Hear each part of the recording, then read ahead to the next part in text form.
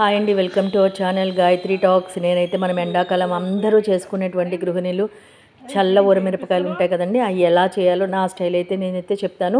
మనం మిరపకాయలు ఎప్పుడైతే ఏరుకున్నా కూడా అండి, పెద్దగా మరీ పెద్ద కాయలు కాకుండా, అలా అని సన్నకాయలు కాకుండా మీడియం సైజు ఈ ఊరమిరపకాయలు విడిగా ఉంటాయి కాబట్టి మనం అడిగి చక్కగా అన్నీ ఒకే సైజులో ఉన్న ఏరుకోవడం చాలా మంచిది. ₹1 ఎక్కువైనా సరే అలా అయితేనే కనుక మనం చక్కగా వేపుకున్నప్పుడు కాయలన్నీ కూడా మంచిగా ఉంటాయన్నమాట. చూడడానికి కూడా చక్కగా ఇంపుగా ఉంటుంది.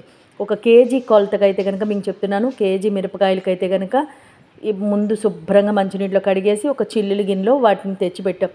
నీళ్ళన్నీ వాడిపోయిన తర్వాత మనం ఇప్పుడు ఒక్కొక్క మిరపకాయ తీసుకొని పిన్నీస్తో చక్కగా ఘాట్లు పెట్టుకోవాలి. తర్వాత ఆ ఘాట్లన్నీ మిరపకాయలన్నీ పెట్టేసుకున్న తర్వాత మిగతా ప్రాసెస్ అంతా స్టార్ట్ చేద్దాం.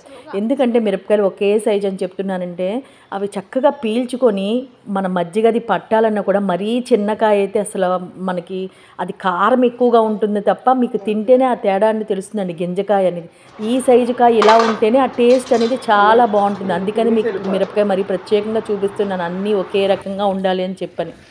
కేజీ కాయలకైతే కనుక మామూలుగా ఒక గట్టి పెరుగు అయితే కనుక 1 లీటర్ పెరుగు పడుతుంది. దానికి లీటర్ వాటర్ కూడా కలుపుకోవచ్చు. లేదా మనం విడిగా పాలు కాచుకొని చేసుకోవాలి, కొంచెం పలచగా ఉన్నాయి అంటే కనుక 2 లీటర్ల మజ్జిగ అయితే కనుక పడుతుందన్నమాట 1 కేజీ మిరపకాయలకి.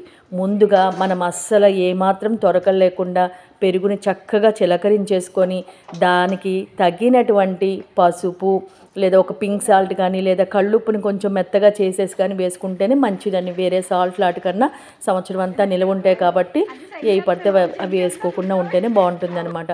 ఈ విధంగా బాగా చిలకరించేసిన తర్వాత దానికి తగినటువంటి పసుపు కూడా వేసుకుంటే మనము 1 కేజీ మిరపకాయలకి 2 పెద్ద సైజు నిమ్మకాయలు అయితే పడతాయండి.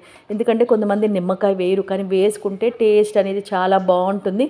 మిరపకాయలో ఆ కన్సిస్టెన్సీ అంతా పట్టడానికి వాటికి చాలా బాగుంటుంది. కాయ కూడా పాడవకుండా ఉంటుందన్నమాట. ఒకసారి ఎవరైనా వేసిన వాళ్ళు ఉంటే సరే, వేయకపోతే ఈసారి అలా నిమ్మకాయలు పిండి ట్రై చేసి చూడండి. కాయని చక్కగా పిండి గింజలు లేకుండా మనం ఈ మజ్జిగ మిశ్రమంలో వేసేసి తర్వాత మనం ఆ మిశ్రమాన్ని అంతా బాగా కలిపేయాలన్నమాట.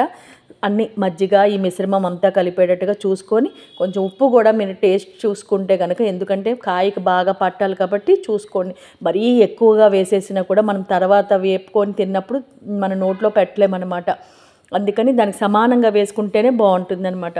ఇప్పుడు ఒక ప్లాస్టిక్ బకెట్ తీసుకోవాలి. స్టీల్ కానీ అల్యూమినియం కానీ ఎట్టి పరిస్థితుల్లో ఉపయోగించకూడదనమాట. తీసుకొని దాంట్లో మనం చేసుకున్నటువంటి చల్లాదంతా వేసేసిన తర్వాత ఈ మిరపకాయలు దాంట్లో వేసి బాగా మునిగినట్టు కలుపుకోవాలి.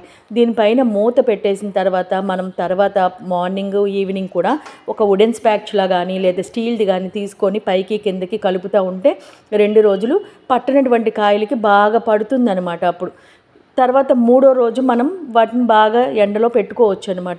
ఎండ బాగా ఉన్నప్పుడు ఒక ప్లాస్టిక్ కవర్ కానీ లేదా ఒక క్లాత్ కానీ వేసి మనం ఇలా ఎండ పెట్టుకుంటే చూసారు కాయ రంగు అంటే చల్ల బాగా పట్టిందని అర్థం.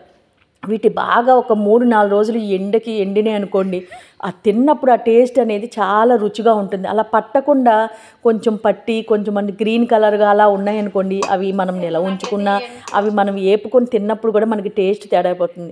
దీనికి ఎప్పుడు కూడా మంట హై స్పీడ్గా ఫ్లేమ్లో పెట్టకూడదు. బాండీ పెట్టుకొని కొంచెంగా వేపుకోవచ్చు. ఎక్కువ నూనె వేపుకున్నా సరే చూసారు ఆ కలర్ ఉంటే కనుక చాలా అద్భుతంగా ఉంటుంది. ఒకసారి ట్రై చేసి చూడండి. Thanks for watching.